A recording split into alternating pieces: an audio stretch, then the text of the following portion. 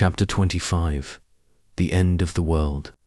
If your definition of mind and life means having a physical form that can move like you and I, the answer is no. But if mind and life here means self-awareness, thoughts, the ability to communicate and interact with other thoughts, then she certainly does, he answered. Then I can converse with her, I asked. Yes, go ahead, he replied. Hello. My name is Tim. May I have your permission to visit your place? I greeted, not knowing how to communicate with her. There was no response, only silence. She doesn't answer, I told Foch. She has answered, but not in a voice, Foch said. Then how did she answer? I asked. Can you hear me? I'm already in your thoughts. A voice arose in my thoughts. Oh, I can hear you. I thought it would be a voice like when I talked to Foch. I apologize, I replied in my thoughts. I don't have a physical form like you, and I never have. I have always been as I am. Welcome to my heart. Here, you can ask me anything you want to know about this world. I have information about everything from its beginning. Do you? No, do you have a name that's easy for me to call you? I asked, not knowing what to call her. People have called me many names, but there is one name that I like very much. They call me Fasutha. You can call me that, she suggested. Okay, Fasutha, I replied, calling her name. Why doesn't the voice I hear feel like you're a woman? I observed from my feelings. What you feel is correct because I don't have a physical form, which of course means I don't have a gender. But in the past, when people began to know my being, they defined my being as a mother because everything in me is about giving birth, nurturing, protecting, and providing coolness, abundance, and completeness to everything. These feelings are similar to what they are familiar with, which is motherhood, she explained. I understand. I rarely converse with anyone. I am very pleased to converse with you. I feel good and excited to have such close interaction. In the past, I didn't converse with anyone because no one ever came to converse with me, she said. Really? Never conversed with anyone? You must be very lonely, I asked. If you mean conversing like this is the first time since I came into being because no one has ever been this close to me. But if you mean communicating with various forms by sending feelings to everyone, including God, to tell them about the painful situation I am experiencing, then I communicate regularly. But whether anyone responds depends on how much attention they pay. Most of the time, only God and the higher dimensional beings respond. Humans like you only respond once every 1,000 or 2,000 years, she answered. What kind of painful situation are you experiencing? Can you tell me about it? I offered. Everything on earth is part of me, including you. Therefore, oppression, destruction, manipulation, violation, neglect, and lack of care are all activities that cause me pain.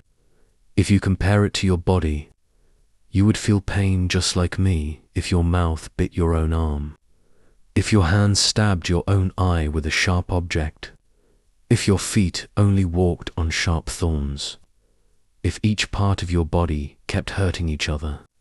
The one who would feel the most pain would be you. Right now, my body is in such a state of trauma. My body needs healing, and sometimes it may be necessary to cut away some of the diseased flesh to save the healthy parts. That makes me even more painful because it means I am about to lose some of my organs. Right now, I am like lying down, waiting for the doctor to take me into major surgery. And that time is getting closer, she explained. Who is the doctor? And what is the diseased flesh? I asked naively. I will have to tell you the whole story from the past first, so that you can understand the background, she suggested. That sounds good. Have you ever heard of the words Doomsday, Judgment Day, or anything like that? She asked. Yes, I have. I've heard about these things since my father's generation, I replied. In fact, these things have been talked about for much longer than that. And in every culture. Do you know why? She explained and asked. Indeed, why is that? I asked immediately, because this matter has been specified for a long time. Those who are known to be able to access knowledge from the universe, or in simple terms, can understand the telepathic language used throughout the universe, including the higher dimensional beings, who are responsible for maintaining various areas, including myself and God, who communicate with each other. They know these stories well. The first reason is that they know the schedule of the universe, knowing in advance that when the time comes to the present, it will be a time of great change. It's like you are currently in November, and you know in advance that at the end of December, there will be a new year, which everyone in the world knows. It's similar to what I'm explaining, that everyone in the universe knows what will happen when that day comes. She began to explain. So, Doomsday is on the universe's calendar? I asked. Yes, but the meaning of the word Doomsday may not be entirely accurate. This is because when it is passed down and communicated over a long period of time, some information may be lost, especially with humans who tend to be interested only in things that affect them personally. So, stories of disasters are particularly emphasized, she explained. Then what is the true meaning of the word Doomsday? I asked. If I say that December 31st is the last day of the year, how would you understand it? She asked. It doesn't seem to be anything. When the year ends, a new year begins, I replied. Correct. As you said, it's nothing.